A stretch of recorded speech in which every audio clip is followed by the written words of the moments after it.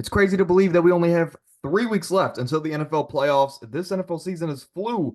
But with that said, of course, playoff season is around the corner. And today we're going to be diving into those teams that are on the bubble or the teams that are in the playoffs and they could maybe miss the playoffs. So we're going to be looking at all those teams that are on the bubble for playoff contention and their playoff lives.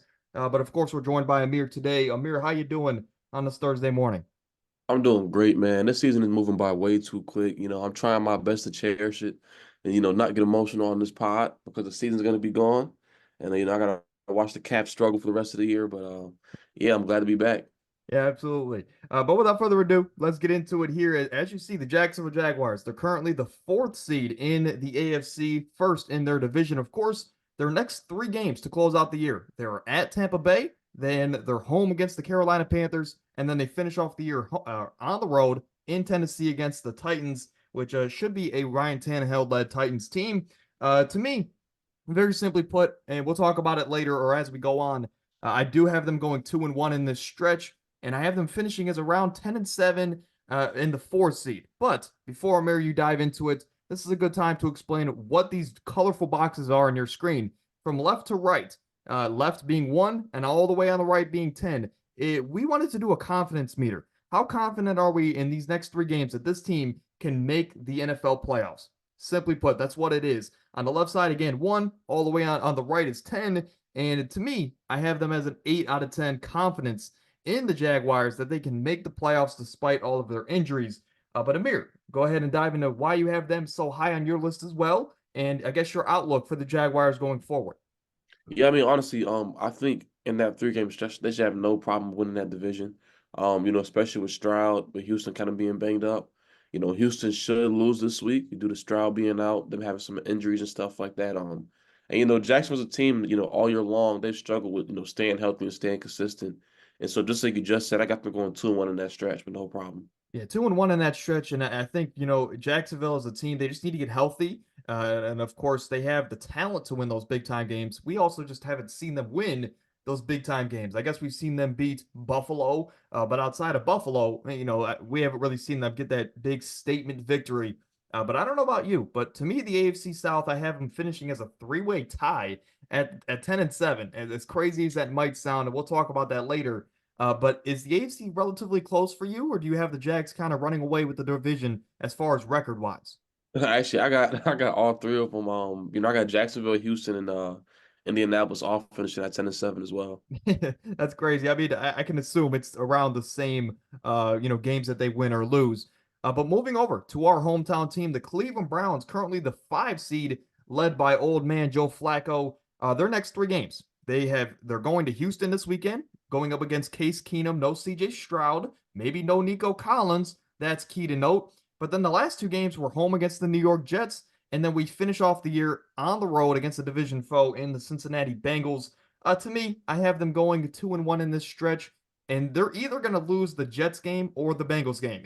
Either or to me, because if they win the next 2 weeks, they are solidified at the number 5 seed. So I can see us resting some of our starters, maybe playing DTR, and the Cincinnati Bengals maybe end the year off on a win. I think it's unrealistic to think the Browns are going to win 3 straight games to end the year. So to me, I'm going to have them losing either against the Jets or the Bengals.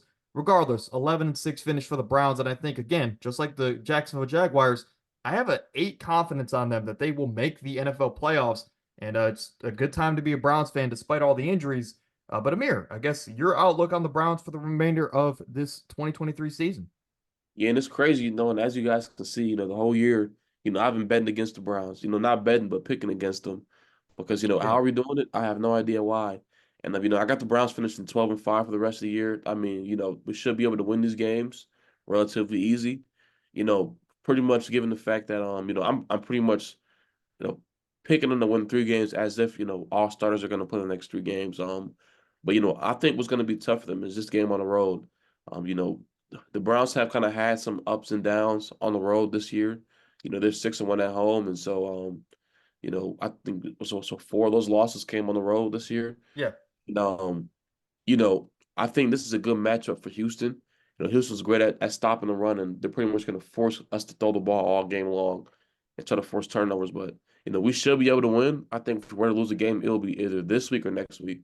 Yeah, absolutely. I mean, and again, on paper, we're better than every other team for the rest of the year, especially if CJ Stroud is out for the Houston Texans. So we should win, but we've already won two straight. I don't know if the Browns are going to win five straight games at the end of the year. Just as a Yeah. Browns fan, history tells us otherwise.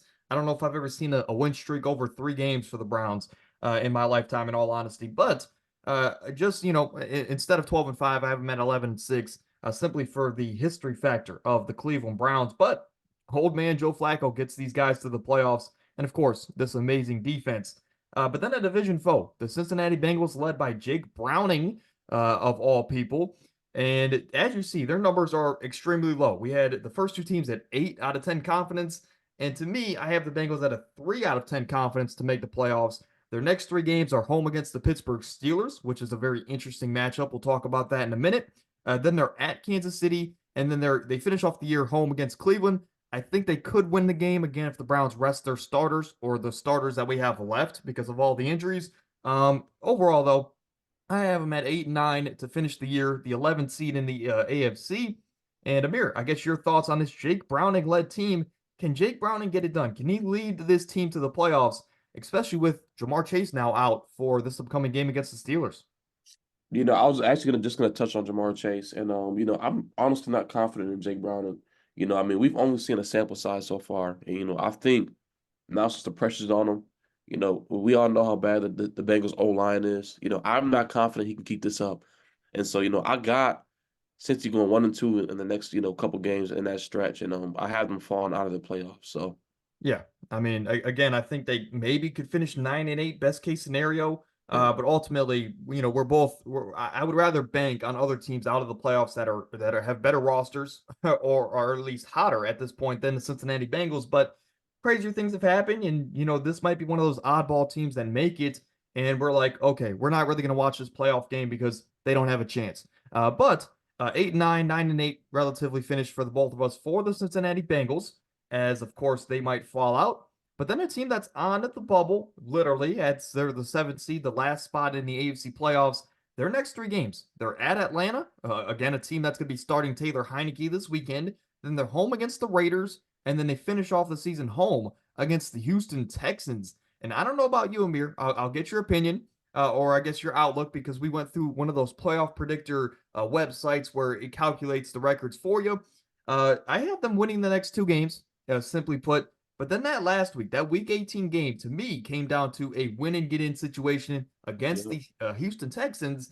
And really what it came down to was who would I rather want to see in the playoffs? Do I want to see a CJ Stroud led Texans team, exactly. or do I want to see Gardner Minshew led Colts team with Jonathan Taylor back?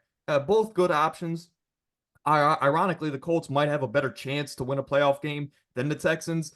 But when it came down to it, I want to see one of the best rookie quarterbacks we've ever seen in NFL history in the playoffs over Gardner Minshew. So if it came down to a win and get in situation against the Texans, I have the Texans winning. So ultimately, the Colts are 10-7 and actually finished as the ninth seed in my AFC predictions. But Amir, you have again a 5 out of 10 confidence in the Colts to make the playoffs. And why is that? Why do you have Gardner Minshew falling just short of finishing this story? It's honestly crazy. Me and you both have them finishing at 10-7. And when I was looking at their schedule, I'm like, all right, these first 2 weeks, they should be able to squeak by. I think this week is going to be tough, but I think they'll squeak by. But that last week of the season is going to be the biggest test, and I'm looking at both teams. I'm like, I'm betting the bank on CJ Stroud to come back, be healthy by that time. He has 3 weeks to prepare. His body's already probably feeling a lot better, feeling fresh right now. Um, and I have more confidence in Houston, even without Tank Dell. I think this Colts defense that's been struggling all year long, struggling to stop the pass. I think Houston has a better chance of putting up more points on them, and so that's why I chose Houston. Yeah, I mean, Houston, I mean, again, without some of their guys, but shout out to Case Keenum. I also want to show some love to him Yeah, as if he didn't win that game last week, the Texans would not be in the conversation to make the playoffs at this point. So shout out to the veteran for staying ready. Like we always say in 2K, stay ready so you don't got to get ready. yeah. But 10-7 finish for the Indianapolis Colts. Both of us have them barely missing the playoffs. And really, it comes down to that week 18 win and get in situation against the Texans. But speaking of the Texans, their next three games are they're home against the Cleveland Browns. Then they're home against the Tennessee Titans. Again, that's going to be against Ryan Tannehill. And then their last week, again, winning it in situation against the Indianapolis Colts. And it really is the same song and dance here. I have them at going 2-1 in this stretch and beating the Colts to make the playoffs, finishing at 10-7 to be again the 7th seed in the first round. But Amir, your thoughts again? You just touched on it there. With you think they still have a chance without Tank Dell? I want to get your thoughts on that. Do you think Noah Brown, Dalton Schultz, and Nico Collins could be enough for this Texans team to squeak by with maybe a playoff win or two? Honestly, no, not to get a playoff win, but I think definitely get in the playoffs. I think this week, they'll obviously lose. But the next 2 weeks after that, I think they got in the bag. I mean, they got a home game and a road game. And, like I said before, Stroud's going to come back feeling great, with a lot of confidence. I think he has enough weapons. Hopefully, everybody's back. Nico Collins is, fully healthy. Um, but honestly, I have confidence in this Houston team. The heavy air raid. I think, if it was to be any team that was a dark horse in the AFC, it'd be them. Yeah. And I mean, one game out and they have, I mean, like I'll put it this way. If they beat the Browns this weekend, I think this confidence meter goes from a five, or I have it at 6 out of 10. I Oh think yeah, it goes from a 6 to like an 8 or 9 because they, would then be off a high with Case Keenum winning 2 straight games, and they could even maybe rest CJ Stroud another week as they take on the Titans. But again, I think this week it's not in their favor or not in their cards to win. However, going forward, like you mentioned, they have a very favorable schedule. And again, I think we would both rather see CJ Stroud going toe to toe with some of the playoff teams than Gardner Minshew. And that's no shade. thanks. But then moving over to the Buffalo Bills. And I think this is the most interesting team in the AFC playoff race as currently they're the 9th seed. But they have a new offensive coordinator and they've looked like a completely different team. And I think it's really given us, hope in this Buffalo Bills team again to be contenders. And we'll talk about that later in our power rankings. But their next 3 games, they're going to the Chargers, which again, that's not really an away game because the Chargers don't have many fans. But then they're home Right. against the New England Patriots. And then they finish off the year against the Miami Dolphins. And to me, I don't know how your schedule laid out, but to me, I think this game came down to a win and get in situation for the Buffalo Bills. So not only are they playing for a playoff spot, but if they were to play and win this game, they would get into playoffs and be the number 3 seed in the AFC in my, of course, schedule. But I think my opinion on this game is really going to change depending on how the Miami Dolphins look against the Dallas Cowboys this weekend. As again, that opinion could likely change, saying that Buffalo blew Miami out earlier in the season. But to me, 11-6, 3rd seed in the AFC, and again, 8 out of 10 confidence. But Amir, you're higher than me. You're 9 out of 10. Why do you trust Josh Allen and this offense to carry this team to the playoffs despite not throwing as much as we know that they should? Yeah, like I've been saying all season long, this Bills team is a team that's, kind of different. They play down to the comp, but they play up to the comp. And, Yes. when they're hot, they're really scary. And I don't see them losing the game for the rest of the year. I think these past 2 weeks boosted their confidence to an all-time high. I mean, you saw last week. I mean, Josh Allen didn't do anything, and they still dominated. They still won the game. Yeah. And, that's going to be a difference maker. Once Josh Allen, you know, takes care of the football slightly better, than he has, and, they start throwing the ball, man, this team is lights out. Yeah. So where do you have them finishing in the playoffs? Assuming at a 9 out of 10, you have them in the playoffs again, winning the rest of their games. Do you have them as a 6th seed, or do you have them fighting for that 3rd seed, like with the Miami Dolphins? I guess it just depends on your next couple of out or your how the season finishes for the Dolphins for that to be a win and get in. But do you have them as a 3 seed or even a 5 seed? No, honestly, I got them finishing around 6, to be honest, Okay. probably 6th or 7th. Yeah, I think that's a lot more logical. But again, the Dolphins have a very tough schedule the rest of the way. They play the Uh, Cowboys, the Ravens, and the Niners, I think, to close out or not the Niners, but the Buffalo Bills to close out the year. So a very tough schedule for the Dolphins. We'll have to see how badly Tyreek Hill wants to get those 2,000 yards. For the Pittsburgh Steelers, we'll make this one quick. 10 seed in the AFC, 7-7 currently. And their next 3 games, they're home against the Cincinnati Bengals. But then they close off the year with 2 very hard road games as they go to Seattle to face the 12th man. And then to close out the year, they face Baltimore, who, in my predictions, are still fighting for that number 1 seed. So you can expect Lamar to be there. You can expect their starters to play at least the first 3 quarters, as it might be a blowout. But again, three very questionable games going forward, and it looks like Mason Rudolph is going to be the guy. So to me, I have him winning one of these games out of the next two, and I think you can guess which game that is. But 8, 9, 10th seed in the AFC, and they have another mediocre year where they're going to have questions in the offseason this time. Is it the coach or is it the roster? And I think that's going to set up a very interesting offseason for the Steelers. But Amir, your thoughts here is we only have them at a 2 out of 10. Yeah, I mean, this is, in my opinion, going to be the first year where, Mike Tomlin finishes under 500. I think the way their schedule is set up, the fact that, there's 17 games this year instead of 16, I think that kind of changes everything. And, this is probably the worst offense from Pittsburgh I've seen in like a while, worse than Maybe last. ever. Maybe ever. Yeah, exactly. Like, man, this is bad.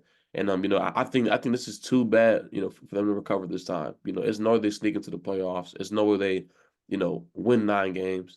I have them pretty much, losing two of these last 3 games. Yeah.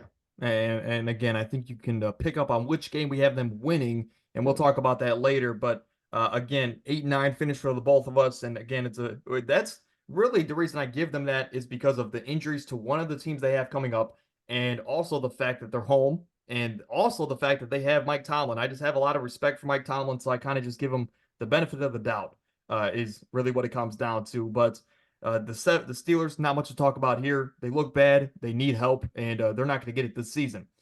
For the Denver Broncos, this is the last team we'll talk about in the AFC side of things, as their next 3 games. They are home against the Patriots, they're home against the Chargers, and then they close off the year against a newly head coached Las Vegas Raiders. So 3 very winnable games, and I'll cut to the chase. I have them winning out. I have them winning out, going 10-7, but I have them finishing as the 8th seed, 1 game out of the playoffs, because to me, they lost a game last week, and I think that loss last week could screw them in the end.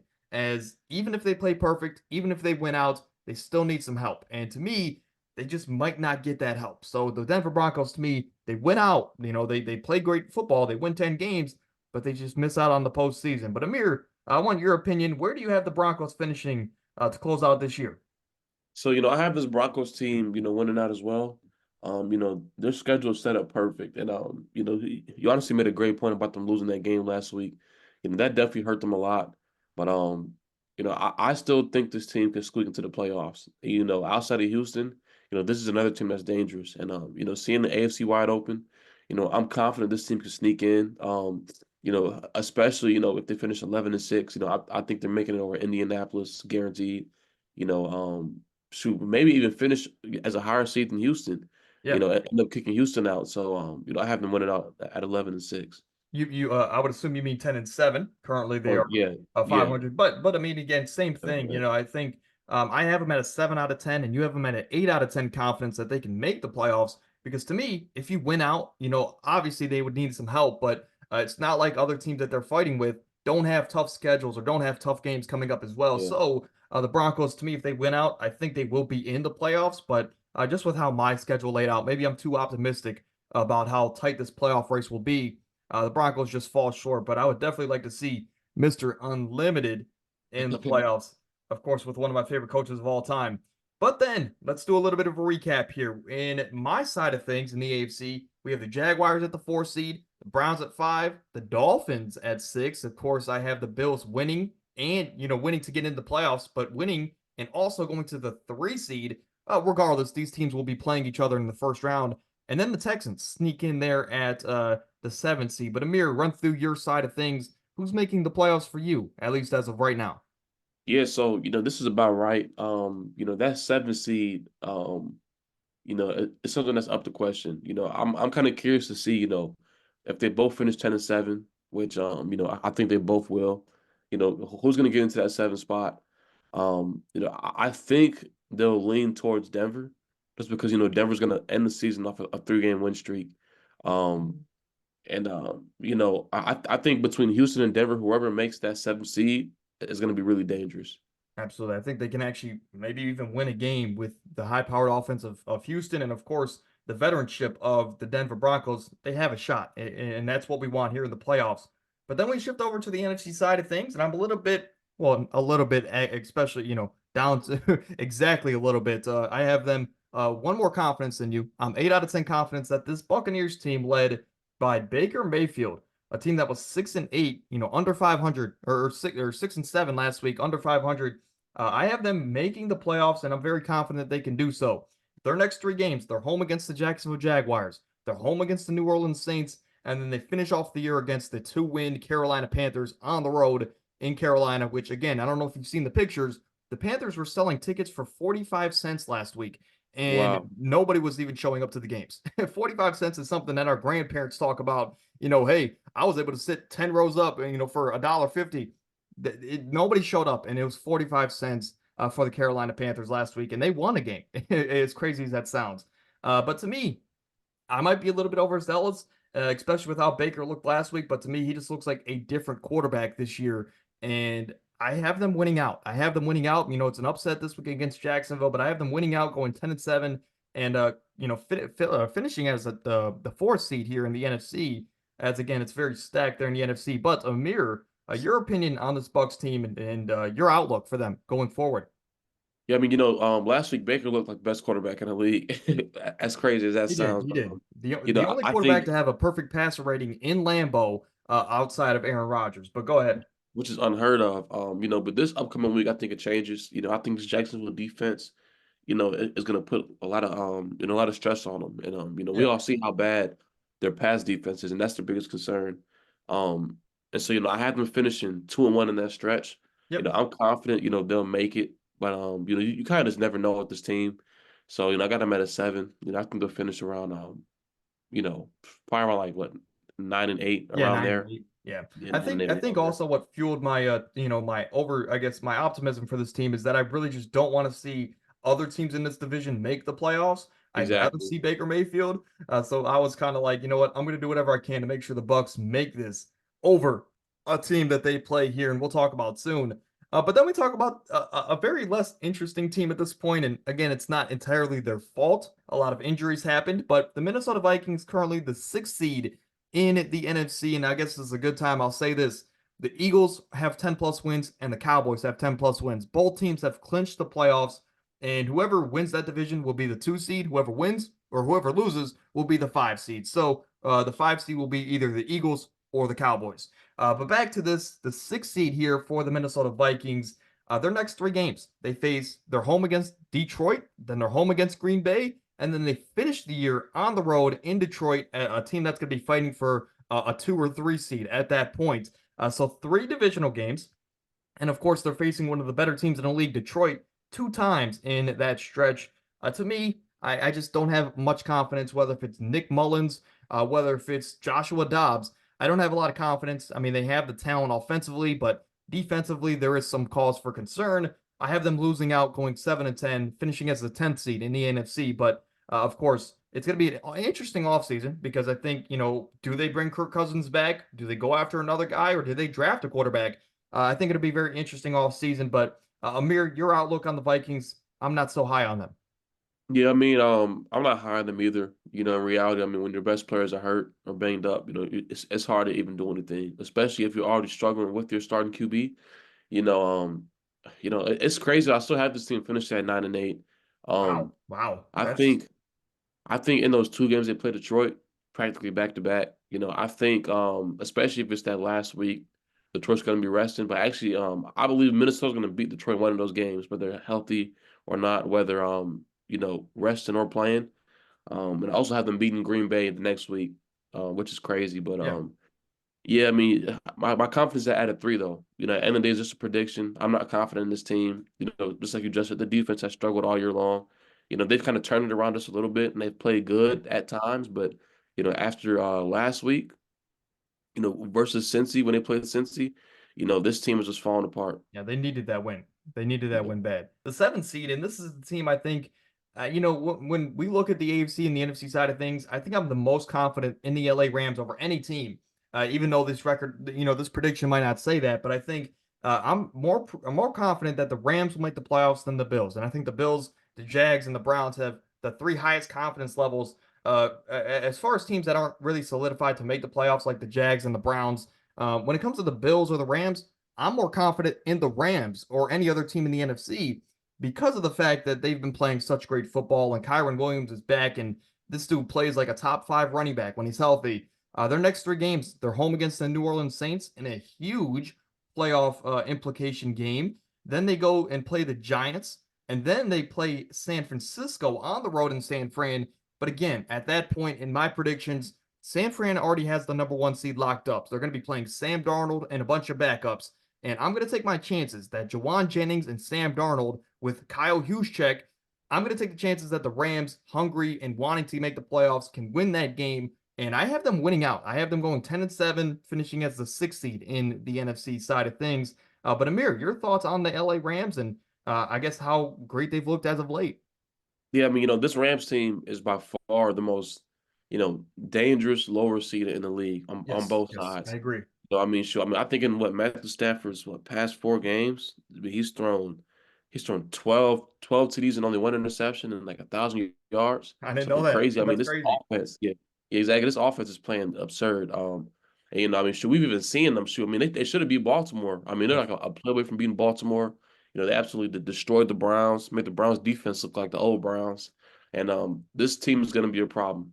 Yeah, Cooper Cup's back. Cooper Cup is back, and Yeah, he looks like the Triple Crown winner he once was. Of course, I'm not the biggest fan of Cooper Cup right now. I traded for him in fantasy, and he was hurt for a long time. And even when he played, he was not the same Cooper Cup until now, though. Of course, after I'm already knocked out of the playoffs, and that's neither here nor there. But I think as far as the team effort, I'd rather see Aaron Donald and this fun offense in the postseason over some of these other NFC side over some of these NFC teams. Excuse me.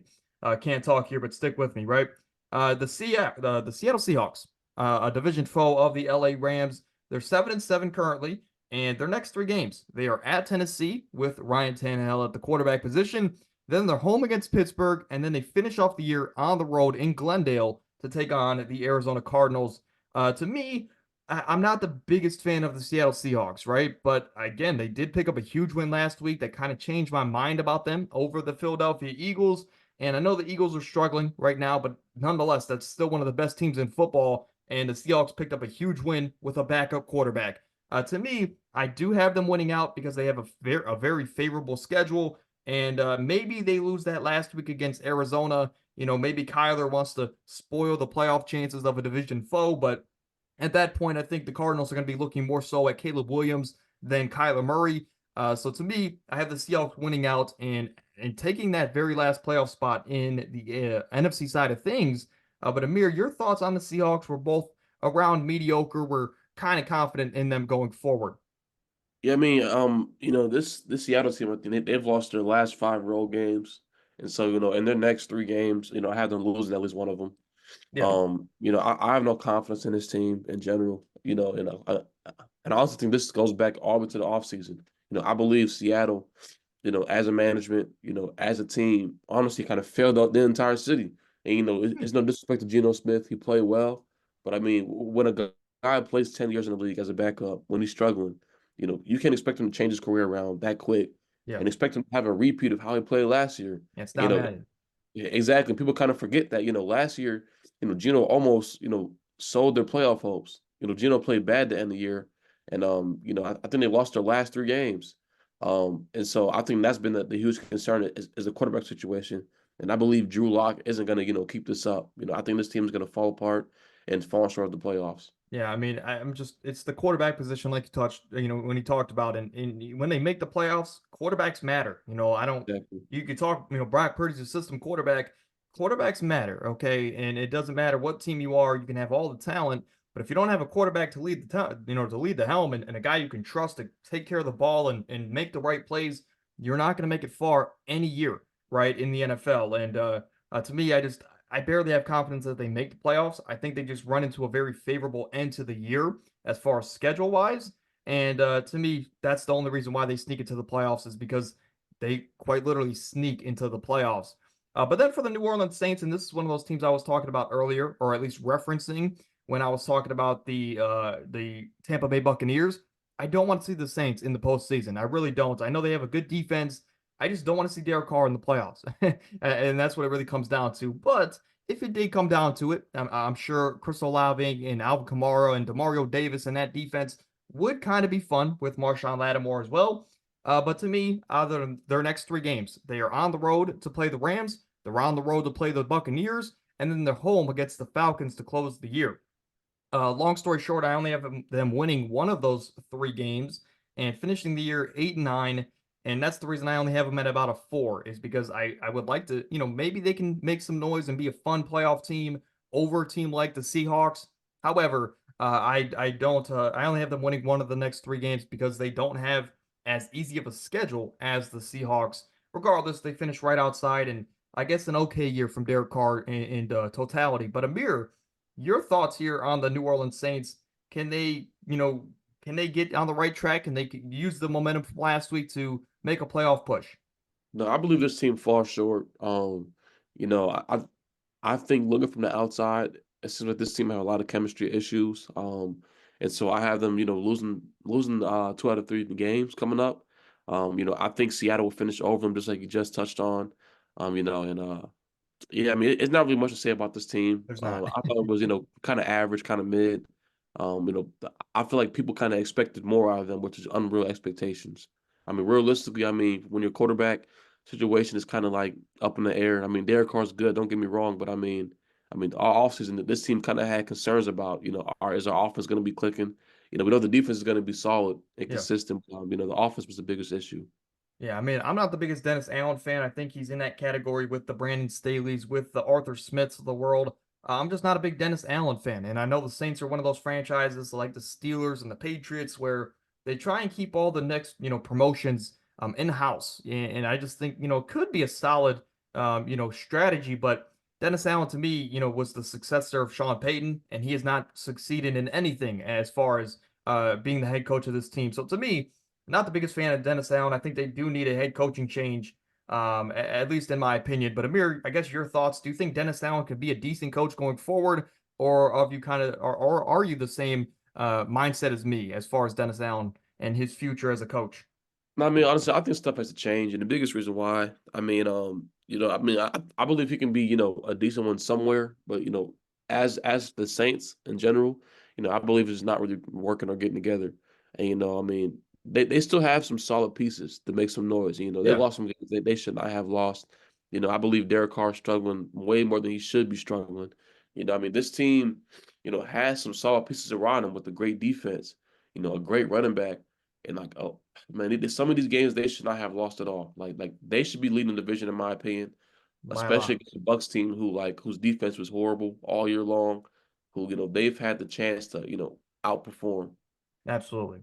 But then we're going to finish off here in the NFC South with the Atlanta Falcons. Of course, they made some noise this offseason, drafting a running back in the top 10, something we never see in this day and age. Of course, Bijan Robinson, and he's had an up and down rookie year, and that's a a good way to put it. But their next three games, they're home against the Indianapolis Colts in a huge game. Of course, Taylor Heineke is the quarterback for the remainder of the season, or at least we think. But then they play at Chicago, and then they finish off the year at New Orleans. To me, I'm not the biggest fan of Arthur Smith. I absolutely despise how he utilizes playmakers like Kyle Pitts and Bijan Robinson. To me, I have him losing out. I have him losing out because I just don't like Arthur Smith. I have him at 6-11, 12th seed in the NFC. And I mean, that's really it for the Falcons. I don't have much else to say. Their defense has been okay, but get Arthur Smith out of there.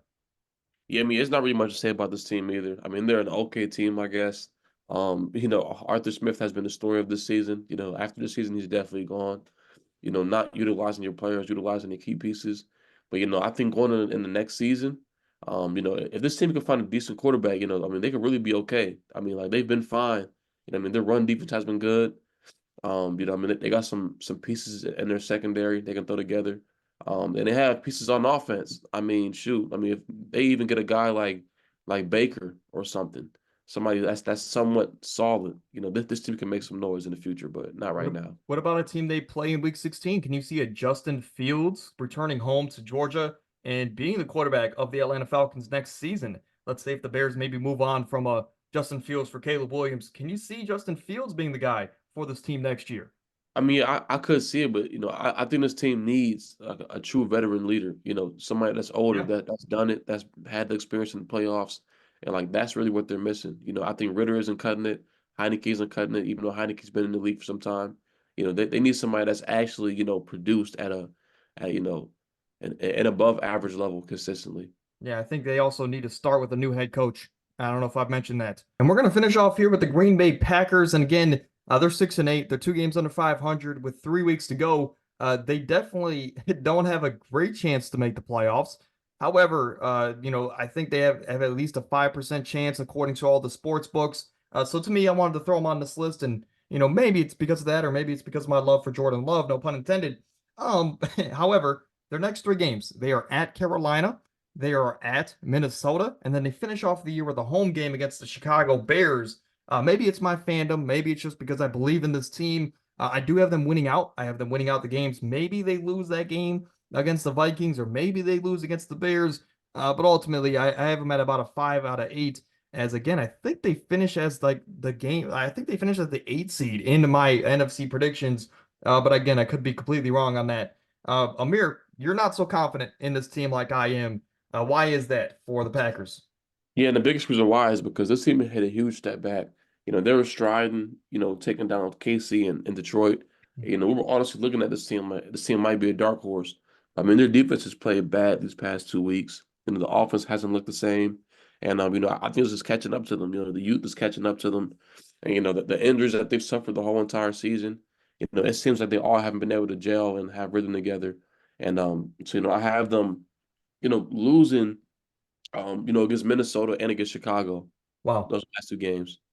Yeah, I mean, again, definitely possible. There's 2 games that are up in the air, but I'm not the biggest Minnesota fan, and of course, I'm not the biggest Chicago fan, or at least as far as their current team construction. But Green Bay, to me, they have the talent to compete with all 3 of those teams, and I think if they could win out, of course, they have a chance at the postseason. Then we move over to the recap screen on the left side. Of course, you see mine. Amir's is on the right, and it looks like we agree pretty much exactly. I have the Buccaneers at the 4th seed, the Rams at the 6th seed, and the Seattle Seahawks, again, based on their easy schedule going forward, they will make the playoffs. 2 NFC South or NFC West teams, of course, 3 if you include the San Francisco 49ers. But Amir, what team should be out if you had to pick one?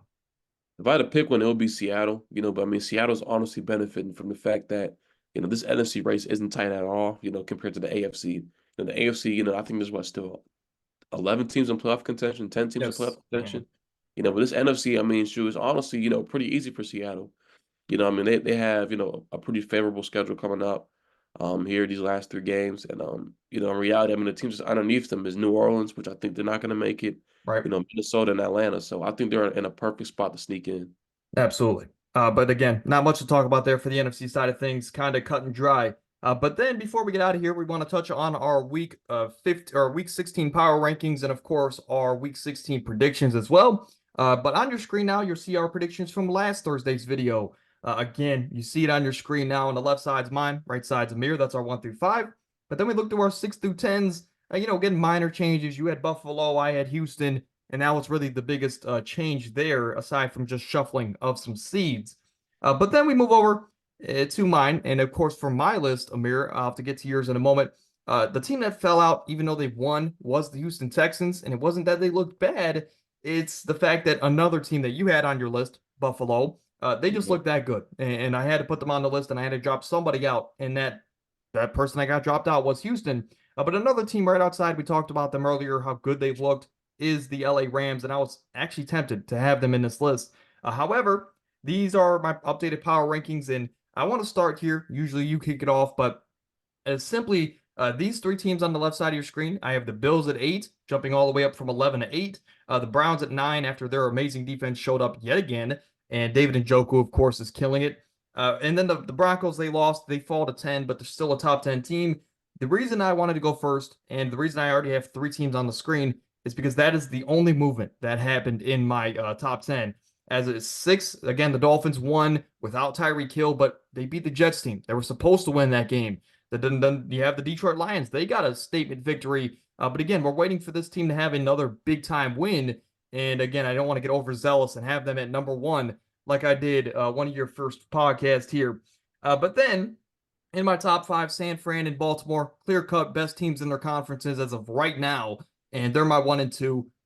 Philly is definitely the most controversial. Why do I have them as a top 3 team despite losing 3 straight games? And 2 of them you were favored in. Well, to me, it's track record. It's resume. And to me, they're still one of the few teams clinched for the playoffs. And we know when it comes down to it, in a 1-game scenario, I'm going to take Philly over every team below them, and maybe even Baltimore as well. So to me, just track record, and they had to run through a gauntlet this past month and a half or so of football. So to me, they're still top three because we know the potential they have. For the Dallas Cowboys, they got blown out last week, but again, track record, they're still a double-digit win team. I think this weekend it's a huge game for the Cowboys and the Dolphins because they are both looking to get their first win against another winning opponent. So that one will be huge for my power rankings. And then Kansas City, they had a rough first half, but closed out the game against New England, a team that they should have blown out. But they got the win, but it wasn't convincing. It's a good way to put it. So that is my top 10. Again, only the bottom of the list changed. Now we're gonna shift to you, Amir, and your list. Aside from one spot on the list, somebody is moving. There's movement in every single spot, and I think that's going to be very interesting. But at number 10, who do you have, Amir, in your pre-16 top 10 rankings? Yeah, man, this power ranking this week was probably the toughest one. I mean, I It sat was. for hours. I'm like, dude, I don't know what to do at this point. This season the NFL has been all over the place, but at 10 I still got Jacksonville. I think Jacksonville is still slightly better than Denver. I think, even though T-Law's banged up, I still have confidence in them being the 10th best team in the league. And that's really much to put it. Yeah. Denver lost really bad against Detroit, and I think they lost so bad to the point where I had to knock them out the top 10. Yeah. I mean, they Like were as a very top 10 close. team, yeah, exactly. Like as a top 10 team, you should never lose that bad, in my opinion. Yeah. Um, Absolutely. At number 9, who do you have? at number 9, I have the Browns. The Browns, in my opinion, can range anywhere between 9 to 7. I think their defense is the one exception in this top 10 team where it completely outweighs their offense. I believe their offense could be, you know, at the bottom of the league completely. I mean, we've even seen it with PJ Walker and DTR. I'd still be confident putting them in the top 10. I believe the defense is that great. Yeah, and I mean, before we move on, I just want to say I'm going to say this every single week. I hope Deshaun Watson is somewhere watching these games. Of course, he's on the sideline, of course, so he's there. But I just want him to really pay attention to what Joe Flacco is doing. He's doing the bare minimum, doing Exactly. what, taking what the defense gives him, and he's not doing too much. I think Watson, if he can come back and do the bare minimum in this Kevin Stefanski offense, but then occasionally, once a drive, add that dynamic playmaking ability that Watson that naturally has. And I think that can take us to that next level. But I think, this year, and I guess just his time as a Brown, he's just thinking too much. And I think he's trying to do too much sometimes. But I just hope somewhere he's watching this and he's watching it closely, is a good way to put it. But at number 8, you have a team that just won dominantly and knocked the team out of your top 10. But why do you have the Lions dropping out or dropping a spot? Yeah, I mean, the Lions, I don't have them dropping based off of the way they played, but, rather than based off of, the way somebody else played. Right. And, just like you just said, I'm still waiting for, a big win from this team. Obviously they have the week 1 win, but I mean, the biggest problem with them is, they've had some really bad losses, a couple of decent wins where it's like, it's kind of hard to gauge them. Are they frauds? Are they going to be legit come playoff times? It's kind of hard to gauge them. And so for that reason, I had a team jumping above them and I dropped them down one. Absolutely. Who is that team at number 7? So that team at number 7 is the Kansas City Chiefs. The Chiefs, if the players were to start today, and I'm looking at the way every team has played up so far, they're the 7th best team in my opinion. Now stuff might change the next 3 weeks. I believe that this week will be the difference maker for the Chiefs. I believe, they'll kind of catch fire and catch hot. And I believe Hopefully. one of those teams, in the top 6 will also, drop underneath them. I'm not going to say who just yet. But I believe Kansas City, as of right now to this point, they're the 7th best team based on the way they're playing. Absolutely. I think that was the biggest shocker for me reading your power rankings, putting these things together. In Kansas City, it just seems like, based on their track record, winning as much as they have as of the last couple of years, you never think that they're not a top 5 team. But, Exactly. obviously, when you really take a step back and look at it, and, like you have here, they definitely, they don't really have a strong argument to be a top 5 team. And that's why they were barely holding on for me. But a team that they lost to in the Buffalo Bills, or if they didn't lose to them, regardless, or no, the Bills won that game if I'm not mistaken. Yeah. Anyway, Yeah. why do you have the Buffalo Bills here at number 6 and they jump 2 spots, continuing to catch fire on your power rankings? So, this is mostly based off of confidence right now. I believe Buffalo is the hottest team in football right now. I think having their offensive changes, having their play call changes, kind of making it easier on Josh Allen. And, having him do the bare minimum and still being able to dominate, it was honestly hard to keep Casey above them and, above Miami because I'm looking at it and I'm kind of like, I mean, shoot, Miami just blew out, and dominated, arguably the best pass defense in the league or Yeah. top three pass defense. And then Buffalo, a team that just blew out Dallas, in dominant fashion, and they beat KC on top of that. And so I'm kind of just like, it's pretty much impossible for me to keep, KC over them. And that's what they jumped up. Yeah, I think it really might just be the start of the season why I don't have them as high as you, but I definitely understand the argument. But moving over to the top five, you have a team that got a huge win without their best player. So why do you have the Finns here jumping up to your top five? Yeah, obviously, it's no type of flex shutting out the Jets, but I mean that team looked amazing this past week. But I think these next 3 weeks is going to change. I think they're going to lose at least two of these next three games, and it'll drop them down, and then Yep. it'll pretty much expose this team to a certain extent. They'll still do solid, but we've been saying this all year long. This team is kind of like Detroit in a way, except they've won games in dominant fashion. Yep. They've lost games in dominant fashion, and I believe that Tua is going to have a hard time these next 3 weeks. I believe their pass game and run game is going to be suppressed, and I believe that they're going to drop down some spots, and it's going to be a lot of changes. But as of right now, they're the fifth best team in the league, in my opinion. How about at number four? Let's move over to a team that is in the NFC side of things. And, up to this point, for like the last 2 months, we've said they are our Super Bowl favorites. But why do you have them here at number four? Track record. I mean, this team, still has a long list of beaten teams, and I'm giving them the benefit of the doubt. I mean, Absolutely. exactly. I mean, just like you just said. I mean, this past month and a half or so has been tough on them. I mean, they've been getting beaten up. Hurts is beat up right now. Injury wise and with an illness. And this team has had a lot of struggles. In their secondary. With elite corners, in my opinion, they're still top 10 corners. And I believe that this team, as crazy as it sounds, is week 16. I'm saying this every single week. This team has not played their best football yet. They And haven't.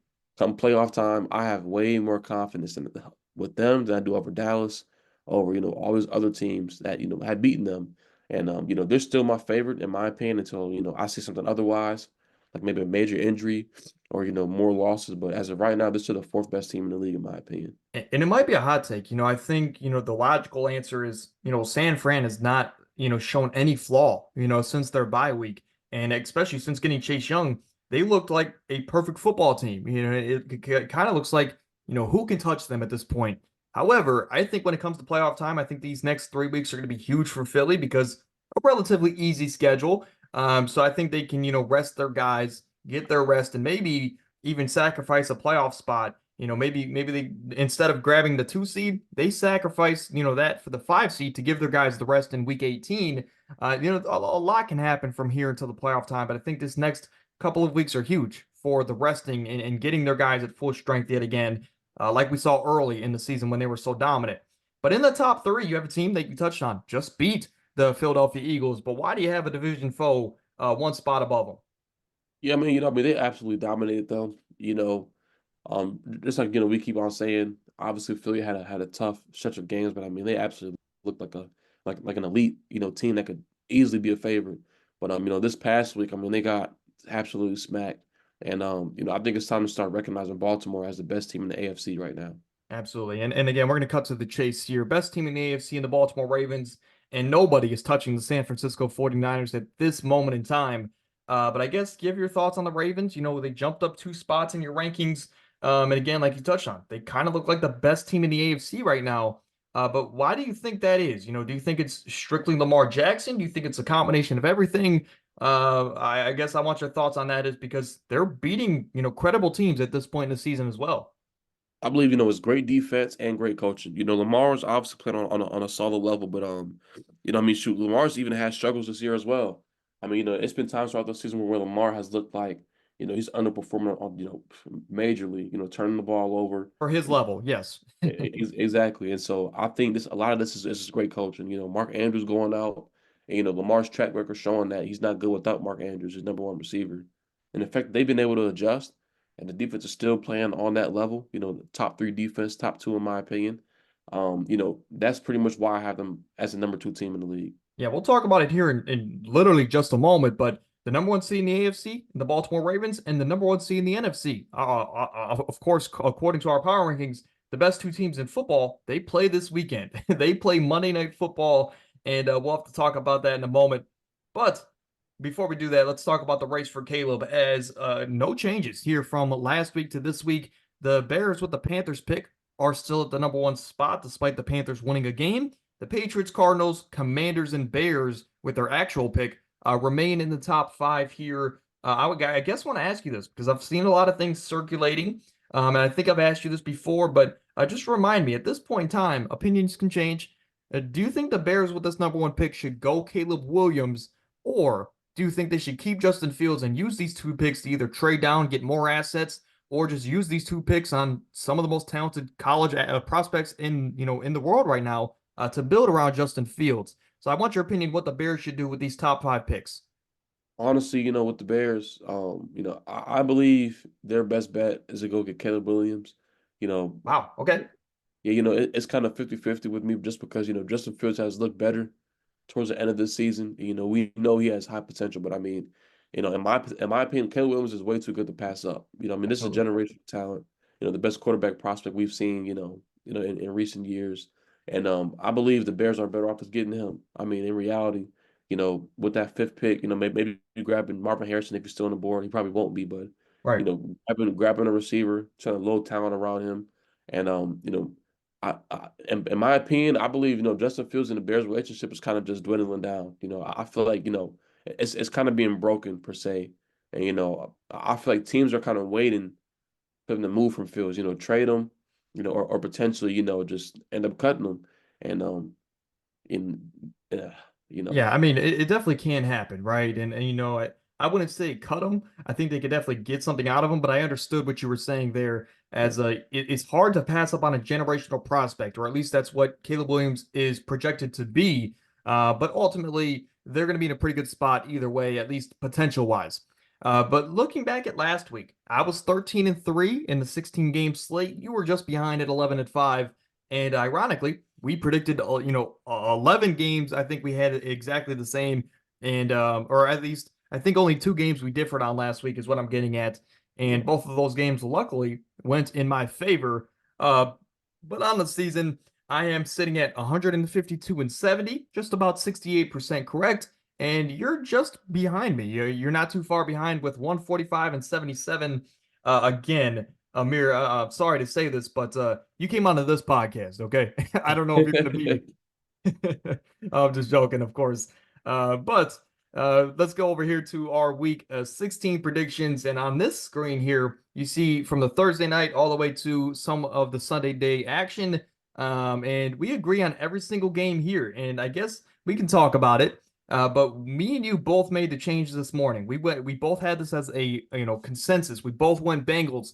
But then the Jamar Chase news came out, and we changed to the Steelers. But aside from that, I guess, or is there any other reason aside from Jamar Chase that you changed to the Steelers here in this matchup?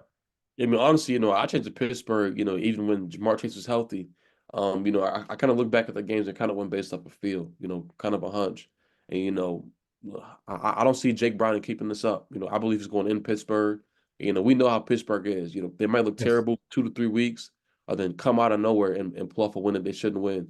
And since he's favored, I think by 2 points, but I think Pittsburgh is still gonna make this tough on that Bengals offense. And, I think Browning finally met, a competent defense that'll make it tough on him. Yeah, I think the Steelers in this matchup, their backs against the wall, and point blank, the NFL is weird. Should the Steelers Yeah. win with Mason Rudolph as their quarterback? No, but they're going to because the NFL is weird and it just works like that. You have a Right. team that's super hot right now in the Bengals, and then you have a team that can't, they don't know their left from right in the Steelers, but they're going to win this game. Backs against the wall with Mason Rudolph. Again, the NFL is just super weird. Another upset I could throw in here is maybe the Commanders over the Jets. I was very close to changing to the Commanders in this matchup. I think they can, really just give this Jets defense issues like the Dolphins did last week. However, I went with the Jets ultimately because they're home and it's really a toss-up at the end of the day. But any game you want to dive into on this screen before we move on? Honestly, not really. The game I would say to watch out for is that Detroit at Minnesota game. That Yes. game has a potential upset if I had to pick one. Absolutely. But then closing off here with the last Sunday game, and of course, when we move into the 4 o'clock window, Sunday night football and Monday, Of course, we're heading into the holiday season. However, we differ on every single game in the 4 o'clock slate. As Tampa Bay, I have them beating Jacksonville in an upset. I have Dallas. I don't know who's favored in this matchup. I would assume Miami because they're home, but I think I have all three upsets in the 4 o'clock window. But again, Amir, I guess pick one of these games and dive into it if you would like. The game I'm kind of interested to watch is Dallas and Miami game. Miami who just came off a huge win, and then Dallas who came off of a huge loss.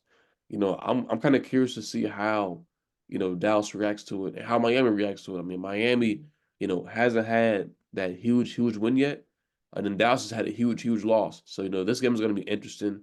I believe it's going to be high scoring. I can't wait. Yeah, absolutely. I think this game will change our opinions on these teams for probably the remainder of the season. I Definitely. think if Miami loses, we're no longer probably going to consider them as contenders. If Dallas loses, maybe you can make the argument they're still contenders with that defense. But regardless, I think it's a huge game for both teams for the remainder of the year, confidence-wise. And it's another way to or another thing to throw out there. But then we both have Baltimore and San Fran, of course, in this matchup on Monday night. We do have San Fran winning. And again, I think it just comes down to the fact that nobody is touching San Fran at the moment. But do you think Baltimore can win this game? I guess out of 100%, 0 to 100, or I guess on a scale of 1 to 10, that's a lot more simple. How much of a chance do you think the Ravens have to win this game against the Niners? To me, surprisingly, I think it's only around a 3 or a 4. Yeah, I mean, honestly, I mean, they don't have to win it, but I mean, this game is honestly, you know, I say Baltimore has around like 4, Yeah, around 4 around there. And it's crazy, the Niners are favored by like 7 points, and I think it should be much shorter than that. I think this team is gonna come into San Fran, make it tough on Brock Purdy. That defense is probably the best defense they've played all year, aside from Cleveland, and this is gonna be a great matchup. I don't think it's gonna be high score. I think it's probably gonna be around, you I know, agree. I agree. under yeah, exactly. Probably under 40 points, like a 20-17 type game. I think the both teams are going to turn the ball over a lot, and it's going to be a gritty, grimy defense. Yeah, this might Defense, be one of those. This might be. I think if Baltimore wins, like you said, it's going to be one of those close games, and Justin Tucker's going to hit, a Hall of Fame level kick, exactly. to close out the game. But regardless, that is our Week 16 slate predictions. We should see some, change in our difference as far as records because we disagree on three of those games. Regardless, that is going to do it here for today's video again, and we have some exciting stuff coming up. Amir, I'll let you dive into next Thursday's idea because ultimately it was your idea. So again, thank you for that. But tomorrow, again, we're going to be recording early. We're going to be recording an NBA players, an NBA role players draft. Stick with me, and that's going to be uploaded, of course, the day after Christmas. With all the holiday season coming up, we're going to be recording a little bit early. But aside from that, some fantasy football tonight. We have some start sit options for your fantasy playoffs. So tune into that. It should be around 4 to 6 o'clock p.m. Eastern.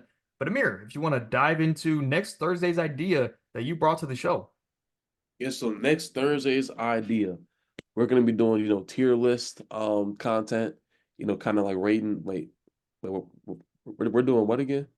You wanted to do the Super Bowl teams, right? Oh, like past championship teams. Yeah, I mean, or I mean, we can just talk about like super. You could just say Super Bowl teams in general, Okay, bet. in case we want to do the losers. Um, but yeah, just start whenever you're ready. All right, bet. Yeah, so next Thursday we're gonna be talking about Super Bowl teams, and we're pretty much gonna be putting them in tier lists. It's gonna be great content, super fun, kind of rating teams, S tier through D tier. And man, I can't wait. Yeah, we're gonna have some F tier teams too, just because Yeah, I'm a A class definitely do hater. that. But again, we're talking about Super Bowl winners from probably the past decade. Maybe we go past maybe our 2010, which is around when we both started watching the Super Bowl. Maybe we'll go that far back, depending on what list we can find. But any last thoughts before we get out of here, Amir? Again, I'll see you tomorrow as we're gonna be recording a little bit early. Happy to be back like always. I can't wait to be on this week in my record. I'm gonna make a crazy comeback and end up end up winning the overall record. Yeah, I mean we're keeping track of this record throughout the playoffs too. So I mean, But yeah, plenty of time to come back and get overtake. And if you overtake, I might have to hand this podcast over to you. But that's gonna do it here for today's show. We'll see you guys. We'll see you guys tonight. But then if not, we'll see you guys next week on Tuesday. Until then, stay happy, stay healthy. Get out of here.